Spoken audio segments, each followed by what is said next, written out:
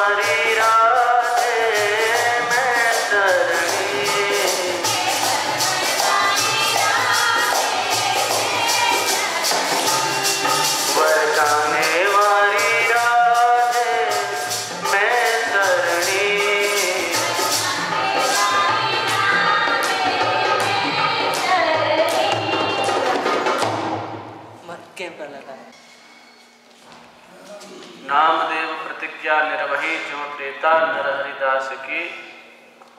सा विठल पान जाके पय पियो, मृतक गौ जीवाय परचो असुरन को दियो। सेज सजते काड़ पहले जैसी ही होती, देवर उलट्यो देख सकुच रहे सब ही सोती। पंडरनाथ कृत अनुभज्यों, छान सुकर छाई घास की।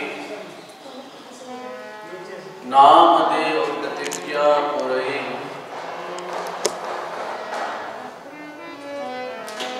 जो त्रेता नर हरिदास की।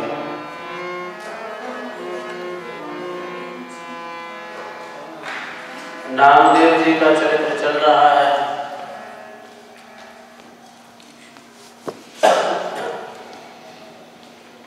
श्री नाभा गोस्वामी जी ने नामदेव जी की तुलना है प्रहलाद जी से की।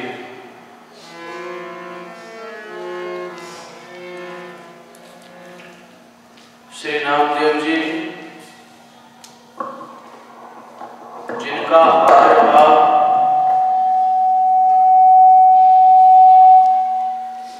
आज से लगभग 700 वर्ष पूर्व संवत 1327 कार्तिक शुक्ल प्रतिपदा रविवार को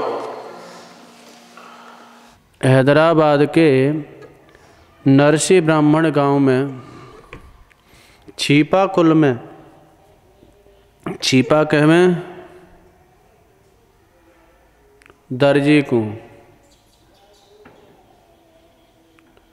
छिपाकुल में श्री नरसिंह जी का प्राकट्य हुआ। जैसे समय समय पर भगवान अवतार ग्रहण करते हैं, अपने प्रेमी जनों को आनंद देने के लिए, धर्म की रक्षा के लिए और अधर्म के विनाश के लिए, तो भगवान के कई प्रकार के अवतार होते हैं। उनमें ये संत भी, ये भी भगवान के प्रतिनिधि होते हैं, भगवान के ही अवतारभूत होते हैं। जब धर्म का ह्रास होता है, भक्ति का जब प्रचार प्रसार में न्यूनता आती है, जीव मात्र इधर उधर भटकने लग जाते हैं, तो इन संतों के मन में भी करुणा का उदय होता है और ये अवतार ग्रहण करते हैं। ये सहज, क्योंकि संतों का स्वभाव होता है, सहज स्वभाव है संतों का, जो कि श्री कपिल देव जी ने तृतीय स्कंद के पंचम अध्याय 25वें अध्याय में 20वें श्लोक में कहा, तितिक्षवः 21वां श्लोक, तितिक्षवः कारुणिकाः सुहृदः सर्वदेहिनां अजातशत्रवः शान्ताः साधवः साधुभूषणाः। सहज इनका करुणा का स्वभाव होता है, तितिक्षु होते हैं, सब कुछ सहन करके भी जीव के कल्याण का मार्ग प्रशस्त करते हैं। कारुणिकाः, करुणा इनके स्वभाव में होती है, इनका दूसरा लक्षण है कारुणिकाः। कारुणिकाः का तात्पर्य करुणा जिनका स्वभाव है, करुणा जिनका धर्म है। जैसे धर्म को धर्मी से वियुक्त नहीं किया जा सकता, धर्म को धर्मी से पृथक नहीं किया जा सकता। अग्नि है, अग्नि का धर्म है उष्णता, अग्नि का धर्म है दाहकता, और यह अग्नि में नित्य विद्यमान है। जो धर्म होता है अपने धर्मी में नित्य विद्यमान रहता है। अग्नि से यदि दाहकता को हटा दो, अग्नि से यदि उष्णता को हटा दो, तो अग्नि नहीं रह पाती। अग्नि तत्व से दाहकता और उष्णता को हटाया, पृथक किया ही नहीं जा सकता, क्योंकि वह उसमें नित्य धर्मी में धर्म संस्थित रहता है। तो ऐसे धर्म यानी स्वभाव, नैसर्गिकता, तो ऐसे ही संतों के स्वभाव में सहज करुणा होती है,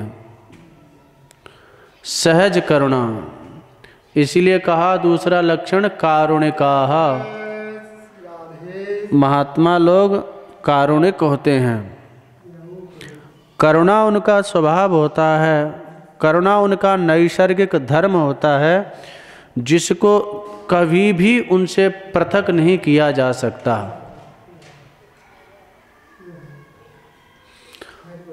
और यही करुणा, ऐसा नहीं जैसे हम लोग अपने कर्म बंधन में फंस करके और यहाँ संसार में जन्म लेते हैं, भटकते हैं। हमारे कर्मों का कारण है, हमारे कर्म, क्लेश, विपाक, ये सब जो हैं, इनके कारण हमको भवाटवी में आना पड़ता है और कर्म भोग, जो भी सुख दुख के रूप में वो भोगना पड़ता है। तो अपने प्रारब्ध के क्षपण यानी प्रारब्ध को क्षय करने के लिए यहाँ जन्म हमको बलात् लेना पड़ता है। लेकिन महात्मा लोग, संत लोग, ये सर्वथा कोई कर्म बंधन, जैसे ईश्वर की परिभाषा योग दर्शन में लिखी, क्लेश कर्म विपाका शरीर अपरामृष्ट पुरुष विशेषः ईश्वरः। महर्षि पतंजलि लिखते हैं, बोले ईश्वर की परिभाषा क्या है? बोले जो क्लेश कर्म, क्लेश जो भी अविद्यादि पंचक क्लेश हैं, कर्म जो भी संचित क्रियमाण प्रारब्ध आदि कर्म हैं, विपाक इनका जो परिणाम जो फल ये भोगना ही है, अशुभ कर्म का अशुभ फल, शुभ का शुभ फल, इनसे अपरामृष्ट माने सर्वथा अपृथक, सर्वथा पृथक, ये स्पर्श भी नहीं कर पाते भगवान को, तो इनसे सर्वथा जो पृथक है वह ईश्वर है। क्लेश बंधन से, कर्म बंधन से, विपाक आश्रय आदि के जो बंधन है, इनसे सर्वथा विनिर्मुक्त। यही भगवान ने गीता में भी कहा था। चतुर्थ अध्याय में जब अर्जुन को कहा कि अर्जुन इस योग की, जो योग मैं तुमको सुना रहा हूँ, इसकी प्राचीनता को समझो। इमं विवस्वते योगम प्रोक्तवान हम अव्ययम विवस्वान मनवे प्राह मनुरुक्षवा कवे ब्रवीत एवं परंपरा प्राप्तम इमं राजर्षियो विदुः सकाले नेह महता योगो नष्टः परंतपः। ये जो परम गुह्यतम योग है, यह योग पुरा माने प्राक काल में मैंने सूर्य को सुनाया था। सूर्य ने अपने पुत्र वैवस्वत मनु को सुनाया, वैवस्वत मनु ने अपने पुत्र इक्ष्वाकु को सुनाया। पहले यह पद्धति थी, प्रत्येक माता पिता अपना यह दायित्व समझते थे, अपनी संतति को अध्यात्म की शिक्षा प्रदान करना, यह अपनी जिम्मेदारी समझते थे। प्रत्येक गुरुजनों की जिम्मेदारी तो थी ही, उनका तो दायित्व है ही यहाँ, लेकिन माता पिता भी अपनी सच्ची संपत्ति यही समझते थे कि हमारी संतति सत संस्कारों से संयुक्त हो, अध्यात्म के संस्कारों से संयुक्त हो। जैसा कि ऋषभ देव जी ने कहा, मल्लोक कामो वदनुग्रहार्थ इत्थम विमन्यु अनुशिक्षेद। गुरु है तो अपने शिष्य को यह शिक्षा प्रदान करे, उनको कर्मी नहीं बनाए, कर्म बंधन में नहीं फंसाए। और यदि माता पिता हैं तो वह भी अपनी संतति को यही अध्यात्म की शिक्षा प्रदान करें। जिसको मेरा लोक यानी मेरा अनुग्रह चाहिए, उनको ऐसी शिक्षा प्रदान करनी चाहिए।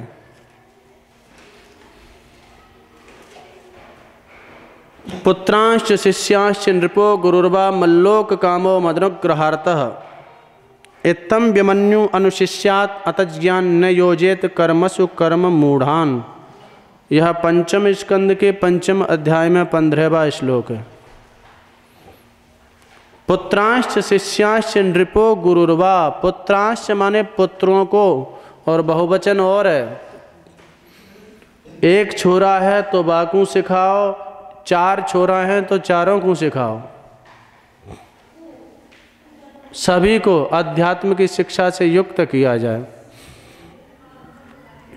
जितने आजकल अपराध हो रहे हैं, बड़े बड़े अपराध, बड़ी बड़ी दुर्घटनाएं हो रही हैं, और युवा समाज विशेषकर उन अपराधों में संलिप्त है, और उनके लिए विशेष प्रयत्न किया जा रहे हैं, कानून बनाए जा रहे हैं, नियम बनाए जा रहे हैं, और अनेक दंड की विधाएं कि ये अपराध का ये दंड, और बहुत यत्न किया जा रहा है, लेकिन अपराध निरंतर बढ़ते ही जा रहे हैं।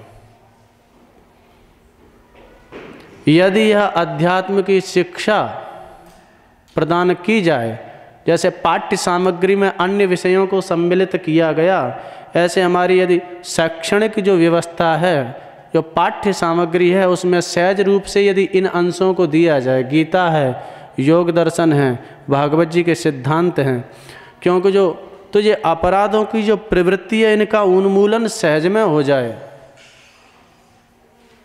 कोई कानून बनाने की ज़रूरत नहीं, कोई विशेष प्रयत्न करने की ज़रूरत नहीं। लोगों की मानसिकता ही परिवर्तित हो जाएगी, क्योंकि अपराध का मूल तो मन और मन में स्थित कामना वासना, और कामना वासनाओं का दमन कोई दंड से थोड़ा ही होता है। डंडा के बल पर कोई कामना वासनान को दमन थोड़ा ही कर लेगो। कामना वासनान को दमन तो अध्यात्म से ही होएगो। तो सहज में सभी पापों का मूल, दुष्प्रवृत्तियों का मूल कामना वासना। गीता में अर्जुन ने भगवान से पूछा, 3 अध्याय के 36वें श्लोक में, अत केन प्रयुक्तो यम पापम चरित पुरुषः अनिच्छन्नपि वार्ष्णेय बलादिव नियोजितः।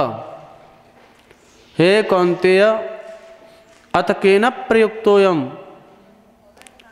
हे श्री कृष्ण, केन माने किससे, प्रयुक्त माने प्रेरित होकर के, पापम चरत पुरुषः, या पुरुष या जीव या प्राणी पाप कर्म में प्रवृत्त होता है।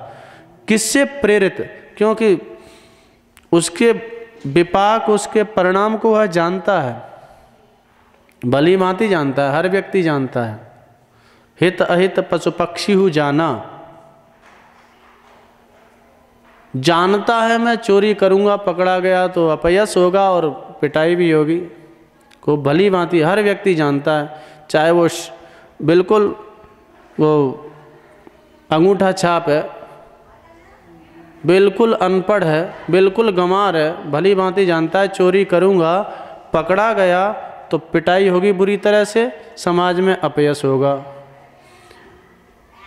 व्यभिचार में यदि मैं संलिप्त रहा, पकड़ा गया तो बुरी तरह से समाज में कलंकित होऊंगा, तिरस्कृत होऊंगा और दंडित होऊंगा। वह एक बात अलग है, ये सब जानते हैं। लेकिन उसके बाद भी तो उसका मूल कारण है अध्यात्म की वास्तविकी प्रतिष्ठा चित्त में नहीं है।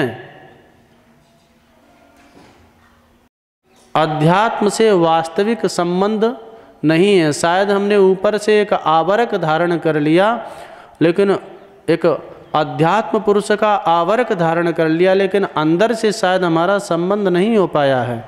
क्योंकि जहाँ अध्यात्म जीवित रहता है, विवेकानंद जी ने कहा था, जहाँ अध्यात्म जीवित रहता है वहाँ सारी अनात्म वस्तुएं, वहाँ सारी अनात्म वासनाएं अपनी आत्महत्या कर लेती हैं। कोई अनात्म पदार्थ के प्रति आसक्ति, ममता, वासना, कामना रह ही नहीं सकती जहाँ अध्यात्म जीवित है। तो क्योंकि अध्यात्म का तात्पर्य क्या, यही सिखाया जाता है। जो भौतिकवाद है या पाश्चात्य संस्कृति है, उसका आधार है यह शरीर। वह शरीर को लेकर के चलते हैं। भोग का आधार है शरीर, समस्त अपराधों का आधार है शरीर, शरीर को लेकर चलते हैं। आधुनिकी शिक्षा, उसका आधार है शरीर। आधुनिकी शिक्षा का उद्देश्य अर्थोपार्जन करो, मौज मस्ती लो। वही चार्वाक सिद्धांत सर्वत्र प्रचलित है। जब शरीर मर ही जाएगा तो भस्मीभूतस्य देहस्य, जैसे चार्वाक दर्शन में यही शिक्षा देते हैं, यावत जीवेत सुखम जीवेत, जब तक रहो मौज से रहो। क्या करना साहब, पैसा ना है, बोले ऋणं कृत्वा घृतम पिबेत। अरे कर्ज ले लो, कहा बात है, हो जाए तो पटा दियो, नहीं तो मर गए तो कोई राधे श्याम, कोई चिंता ही ना। ऋणं कृत्वा, भले ही कर्ज लेनो पड़े, चोरी करनी पड़े, लेकिन घृतम पिबेत, खूब मस्ती से रहो, घी पियो। भस्मीभूतस्य देहस्य पुनराजन्म कुतः। अब ये शरीर जब भस्म ही है जाएगा, मर ही जाएगा, तो फिर पुनर्जन्म कौन देगा, जाके ये सब बात करो करें।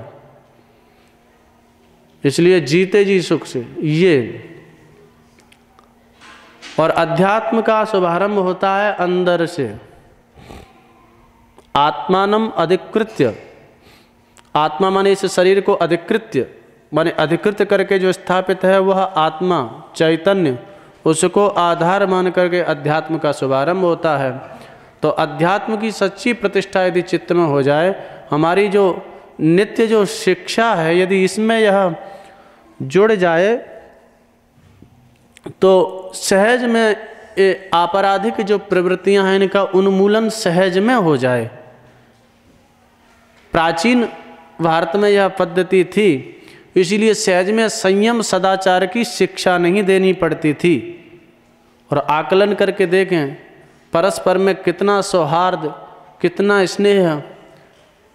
बहुत दूर की तो छोड़ दो, जो पुराने लोग हैं वो अपने बचपन को देखें, जैसे कि आज से 40 साल 50 साल पहले कितना सौहार्द, परस्पर में कितना स्नेह, कितनी एकता, कितना संयम सदाचार, ये तो सहज बातें थीं।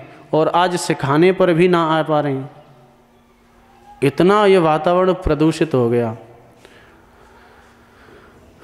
तो कारण वही है। तो समस्त पातकों का मूल जो वहाँ अर्जुन ने कहा 3 अध्याय के 36वें श्लोक में, अत केन प्रयुक्तोयम पापम चरत पुरुषः अनिच्छन्न पिवार्ष्णीय बलादिव नियोजितः। बलाद माने जबरदस्ती का इन्हें टांट पकड़ के जैसे लगा दिए हो, बलादिव नियोजितः। किसके द्वारा यह प्रेरित होकर के पाप कर्म में, अपकृत्यों में प्रवृत्त होता है?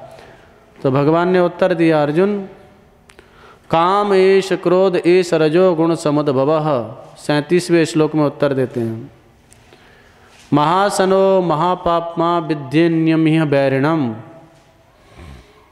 एष काम हमारे, ये जो काम है ना, काम का तात्पर्य इच्छा, वासना, अपनी आवश्यकताओं को इतना बढ़ा लिया, वासनाओं को इतना बढ़ा लिया, अब उनकी पूर्ति के लिए पाप कर्म करना ही पड़ेगा। काम एष, क्रोध एष, रजोगुण समुद्भव। रजोगुण से जो समुद्भव माने उत्पन्न हैं,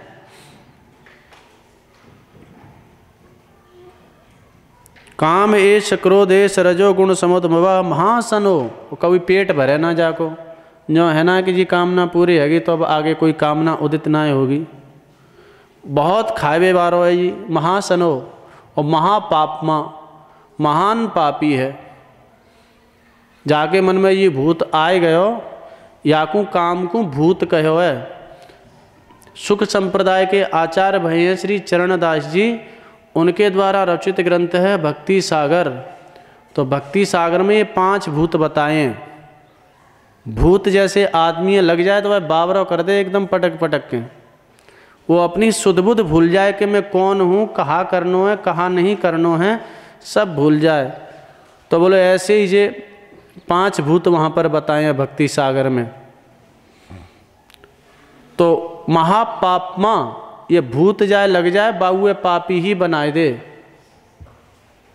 विद्येन्यमिह वैरिणम एनम इह, यह माने इस मार्ग में, वा इस जीवन में, एनम माने इसको, वैरणम विद्य।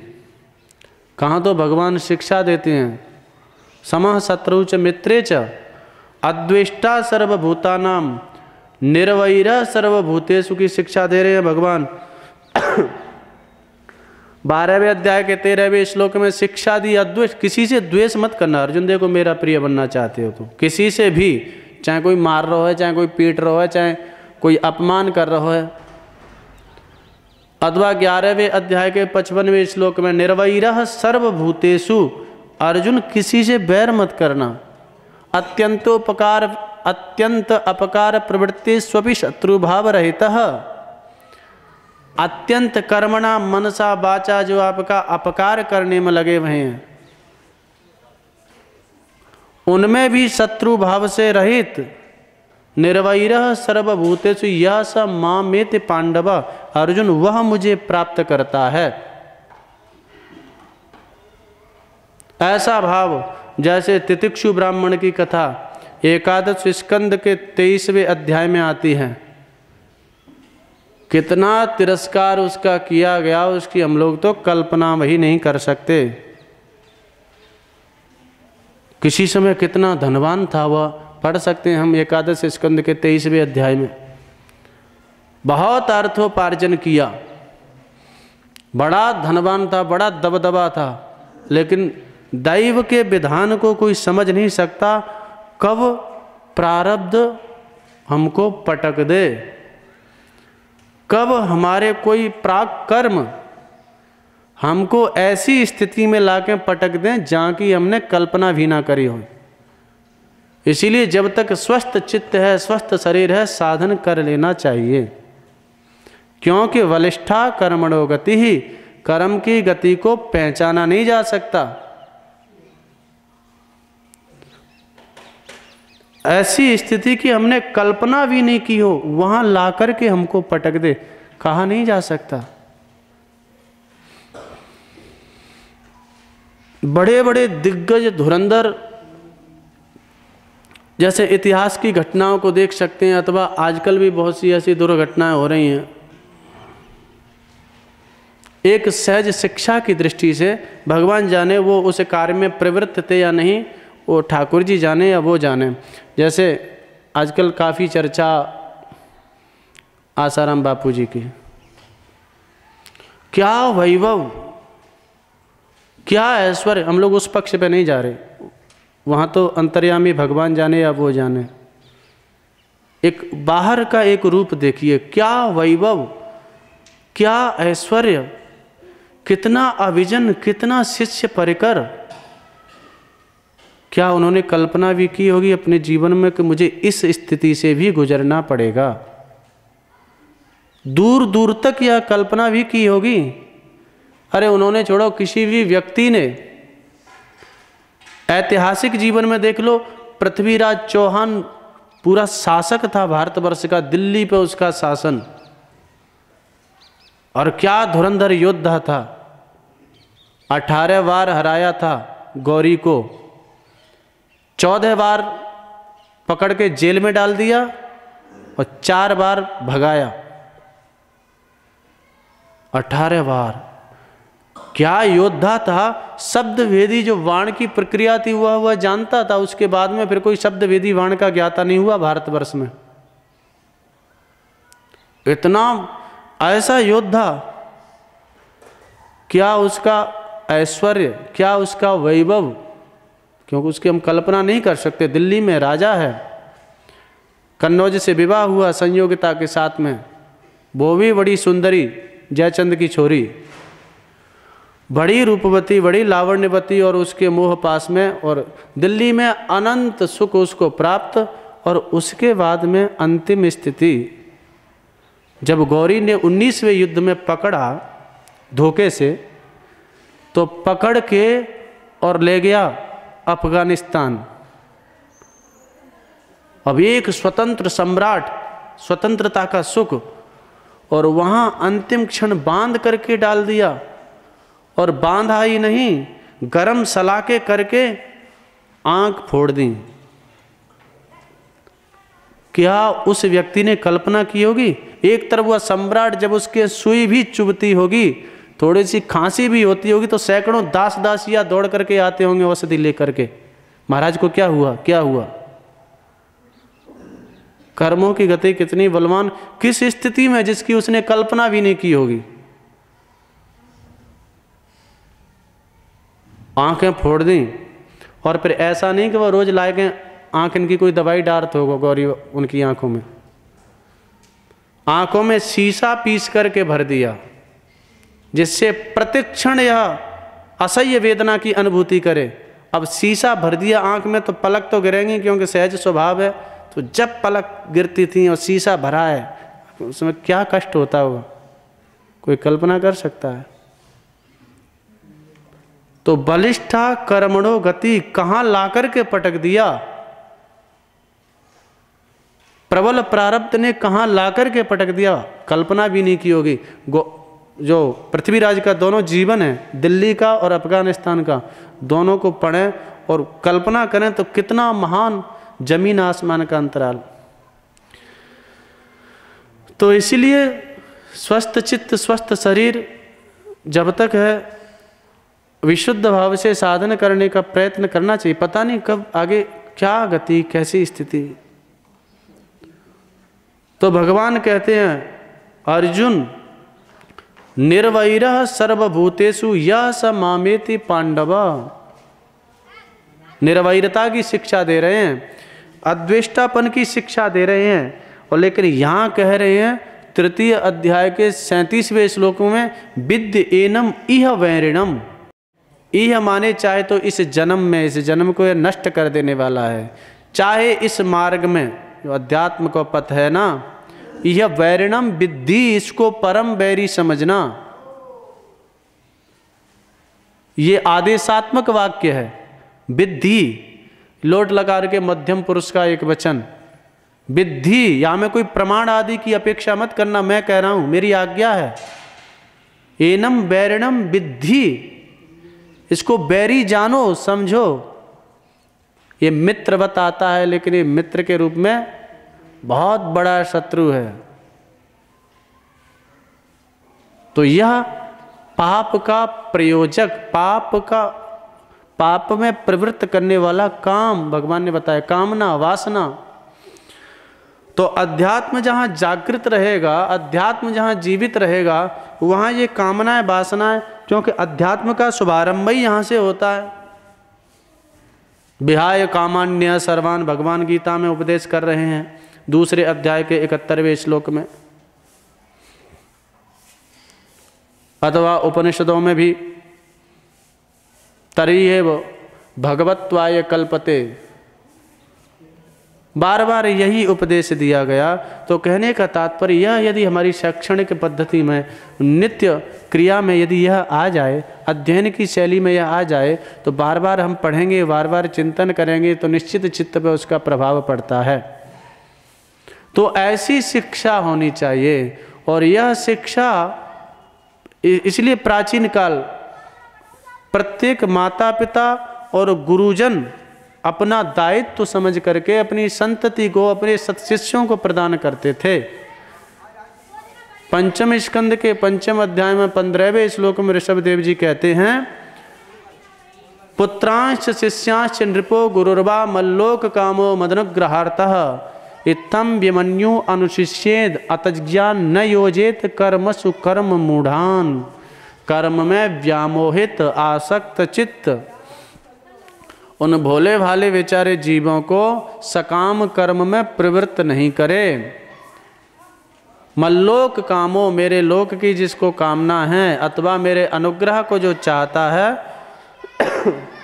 वो इत्थम माने इस प्रकार से, विमन्यु, विमन्यु का तात्पर्य क्रोध रहित होकर के, मान लो वह बात नहीं माने, बेचारे संसार में ज़्यादा चिपके भय हैं, एक बार ना मानी तो दोबारा समझाए, दोबारा नहीं मानी तीसरी बार समझाए।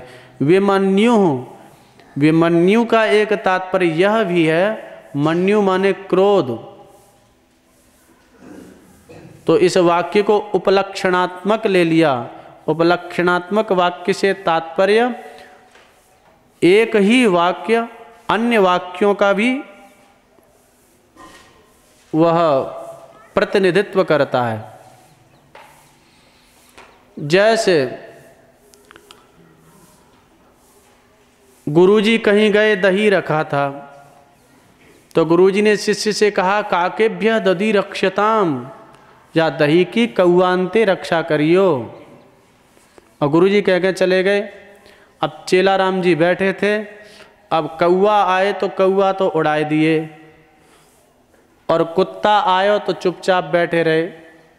सोच में लग गए, गुरुजी ने कही कि कौआंते दही की रक्षा करियो, कुत्ता की तो कही नहीं। तो कुत्ता आए के सबरे दहिया साफ कर गए।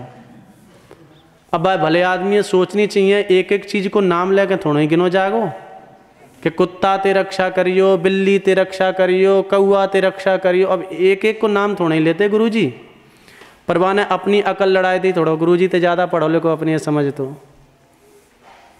तो वहाँ चूंकि जो कहा काकेभ्य दधि रक्षताम, उपलक्षण की परिभाषा वेदांत परिभाषा में बताई कि जो स्वबोधकत्व सती स्वेतर बोधकत्वम, जो अपना बोध कराते हुए अपने से इतर वस्तु का भी बोध कराता है। तो वहाँ जो काक शब्द गुरुजी ने कहा, वह काक शब्द कौआ का वाचक तो था ही, कौआ के अतिरिक्त अन्य भी जो दधि में विकृति पैदा करने वाले हैं उनका भी वह बोधक था, वह समझना चाहिए। तो ऐसे ये मन्यु, मन्यु माने क्रोध, विमन्यु माने क्रोध रहित। तो यहाँ क्रोध रहित से तात्पर्य अन्य भी जो विकृतियां हैं उनसे रहित होकर के, क्योंकि उपदेश तभी प्रभावी होगा। सच्चा और सार्थक उपदेश वही माना जाता है जो वाणी की अपेक्षा आचरण से प्रस्तुत किया जाता है उसका अधिक प्रभाव चित्त पर पड़ता है। इसीलिए एक सामान्य विद्वान, षट्शास्त्र का वेत्ता, क्रिया में उसके बात नहीं है, और एक अनपढ़ एकदम ठूंठ व्यक्ति है लेकिन वह महात्मा है, सरल है, उसकी क्रिया में वह बातें हैं। तो जो उपदेश वह एक अनपढ़ व्यक्ति करेगा उसका जो प्रभाव पड़ेगा वह षट्शास्त्र वेत्ता विद्वान का प्रभाव नहीं पड़ेगा। तो विमन्यु का तात्पर्य क्रोध आदि से रहित होकर के, उन विकृतियों से रहित होकर के, यानी पहले स्वयं आचरण करके और अनुशिष्याद अनुशासन करे यानी समझाए। पुत्रांश शिष्यांश निरपो गुरुर्वा, तो यह परंपरा थी प्राक काल में। इसलिए गीता में 4th अध्याय में भगवान कह रहे हैं कि ये जो रहस्यात्मक उपदेश है यह मैंने सूर्य भगवान को सुनाया, सूर्य नारायण जी ने अपने बेटा मनु को सुनाया, मनु ने यह इक्ष्वाकु को सुनाया। लेकिन एवं परंपरा प्राप्तम एवं राजर्षियो विदुः स काले नेह महता योगो नष्टः परंतपः स एवायम मया तेद्य योक्तः प्रोक्तः पुरातना, वही योग मैंने तुमको सुनाया। तो अर्जुन चक्कर में पड़े। अर्जुन ने कि महाराज आपके प्राकट्य काल को तो अभी कछुई दिना भये हैं। महाभारत के समय ठाकुर जी की उम्र कितनी है? लगभग 80-90 के लगभग।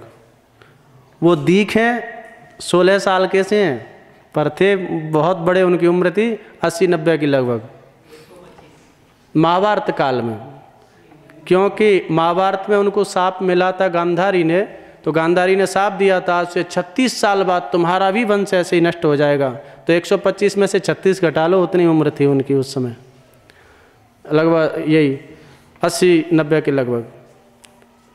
तो ये अवस्था, तो अर्जुन बोले महाराज अभी तो आपको प्राकट्य तो अभी भयो है, और आप कहने सूर्य को ये उपदेश मैंने दियो और ये मनु को, और ये बात का जो समझ में नहीं आई। भगवान बोले बहूनि मे व्यतीतानि जन्मानि तव चार्जुन तान्यहम वेद सर्वाणि न तुम वेत्त परंतप अजोपि सन्नव्यात्मा भूतानाम ईश्वरोपि सन् प्रकृतिम स्वामधिष्ठाय संभवाम्यात्म मायया।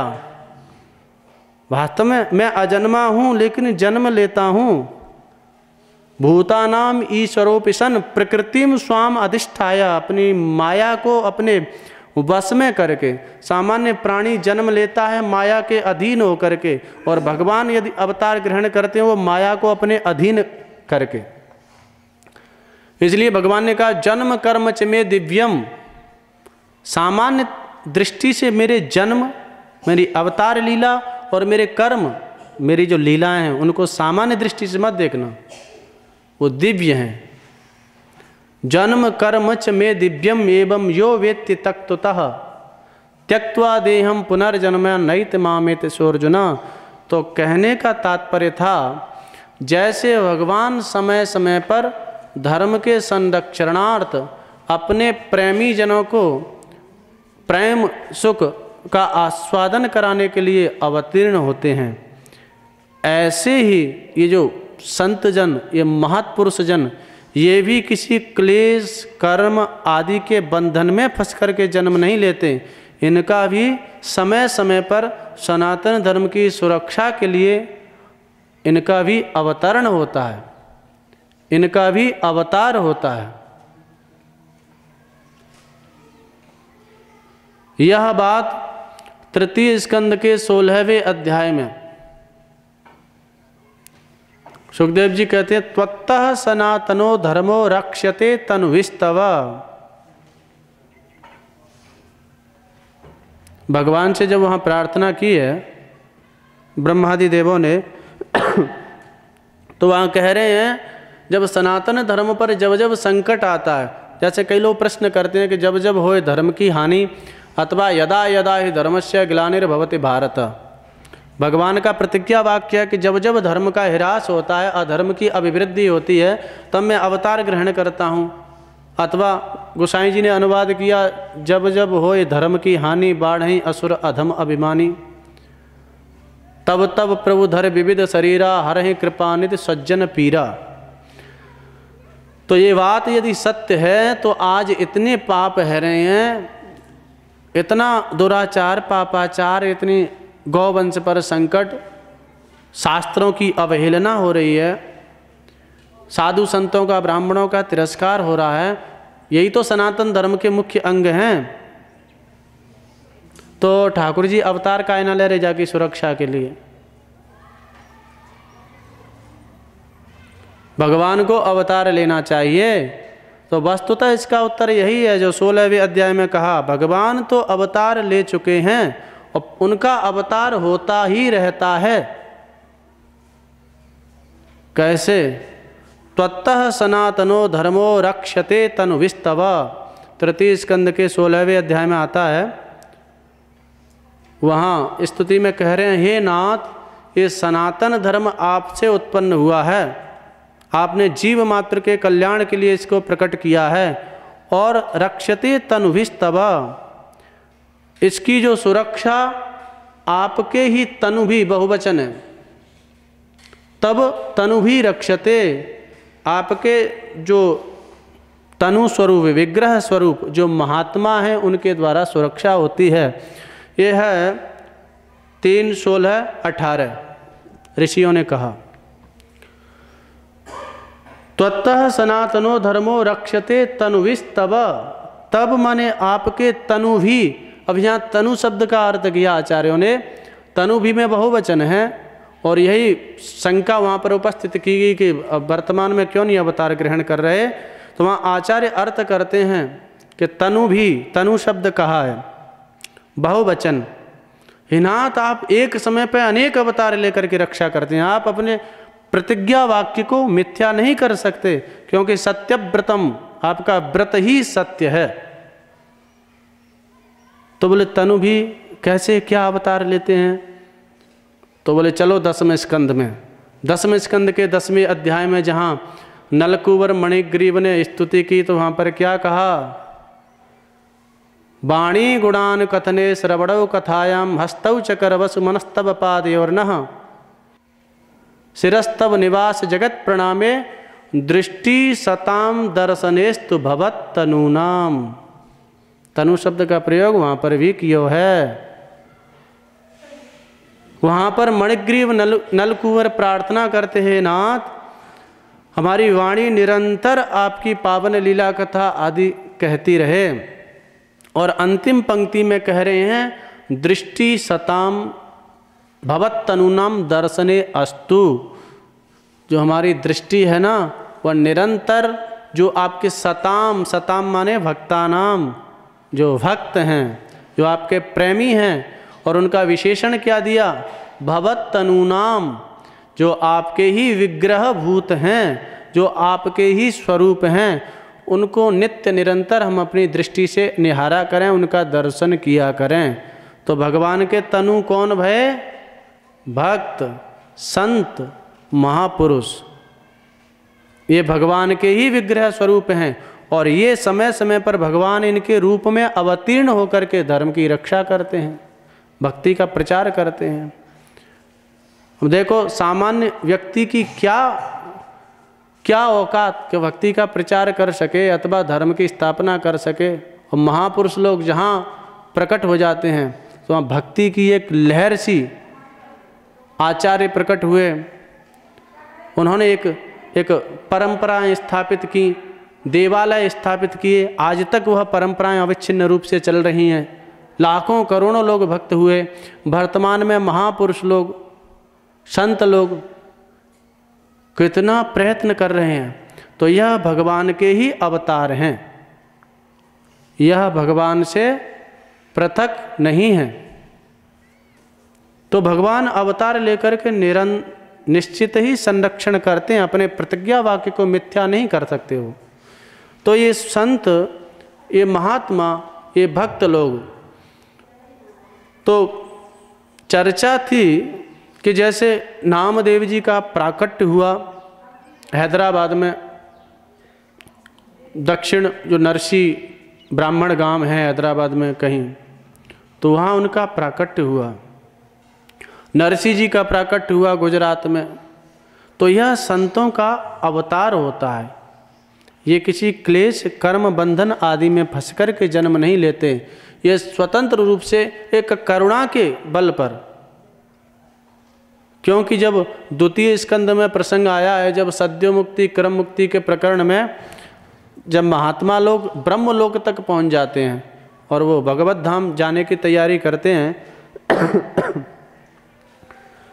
अच्छा, सद्यो मुक्ति क्रम मुक्ति, सद्यो मुक्ति का तात्पर्य होता है तत्क्षण मुक्ति, और क्रम मुक्ति का तात्पर्य होता है क्रम से लोक लोकांतरों में होते हुए फिर भगवत धाम को जाना।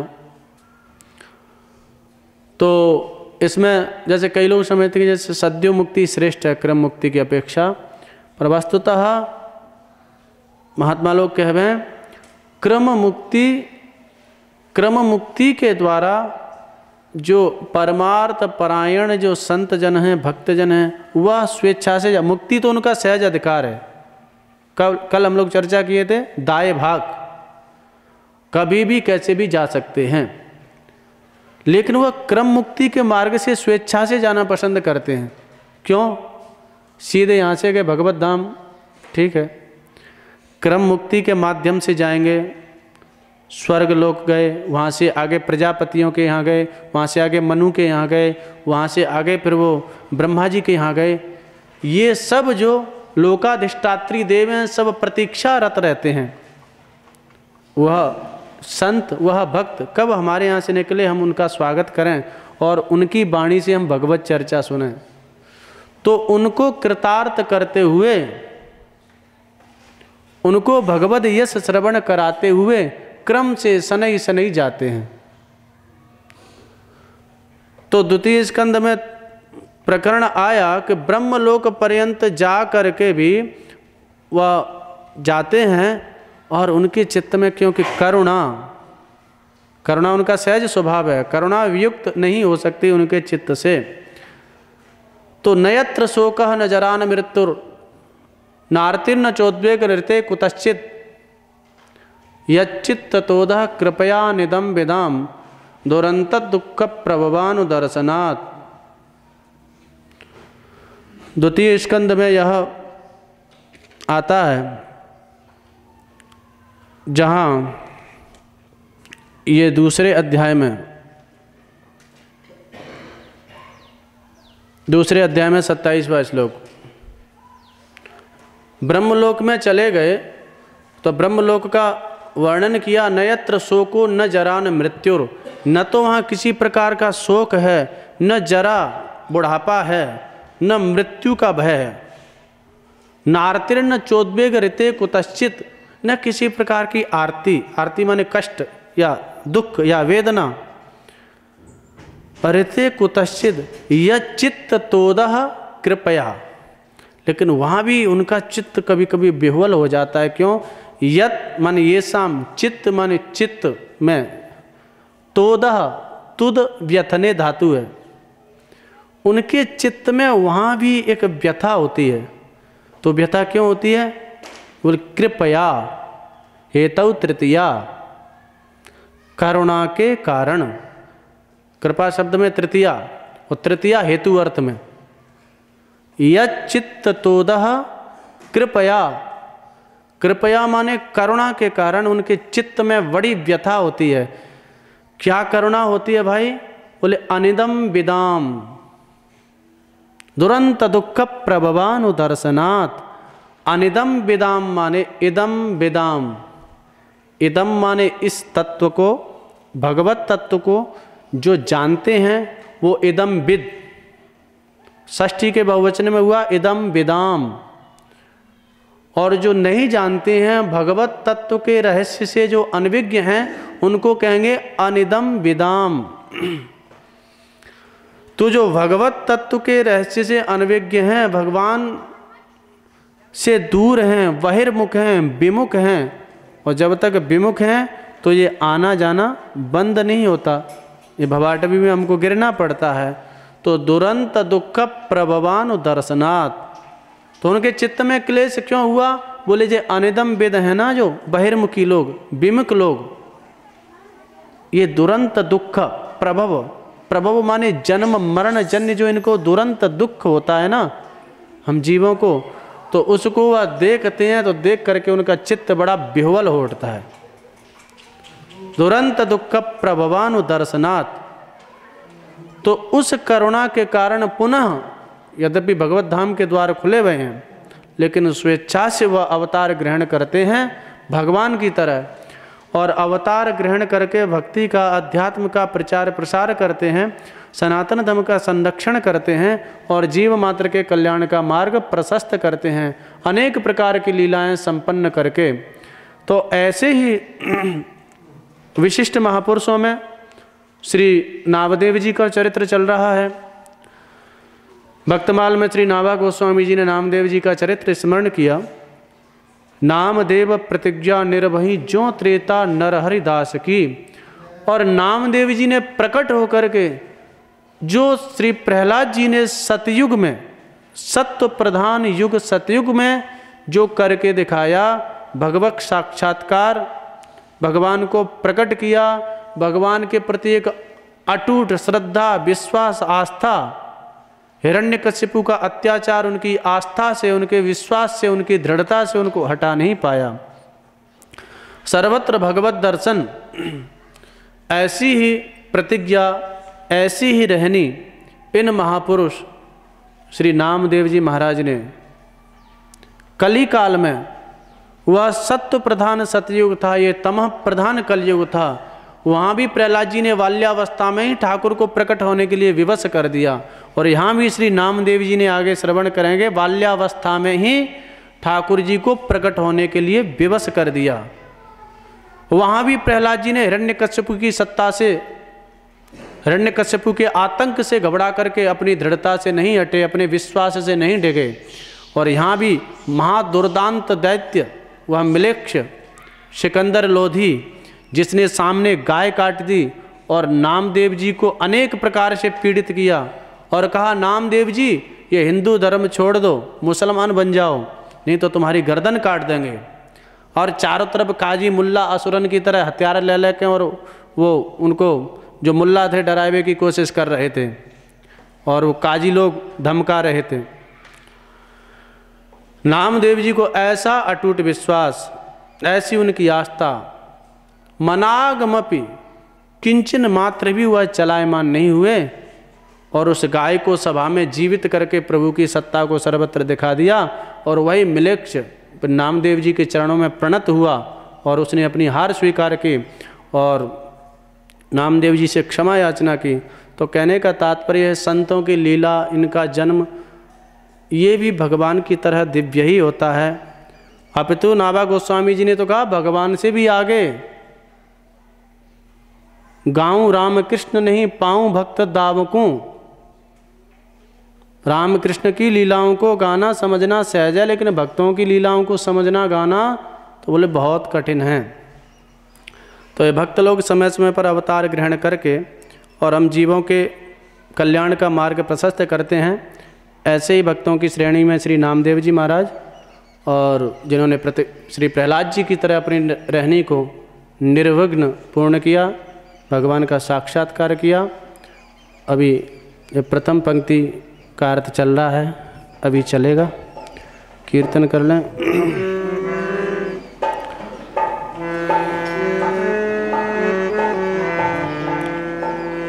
राधे किशोरी दया करो,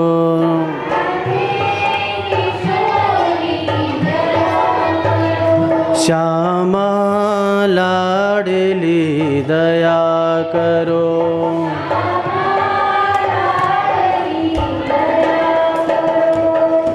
हमसे दीन न कोई जग में,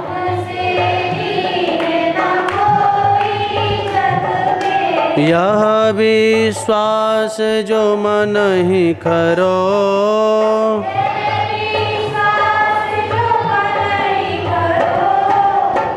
हमसे दीन न कोई जग में,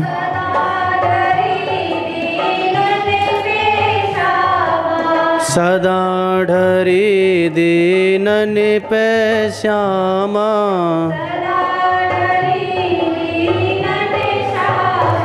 यह विश्वास जो मन ही खरो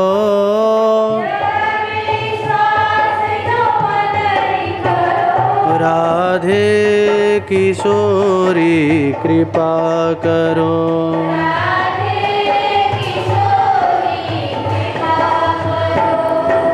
विषम विष विष ज्वाल माल में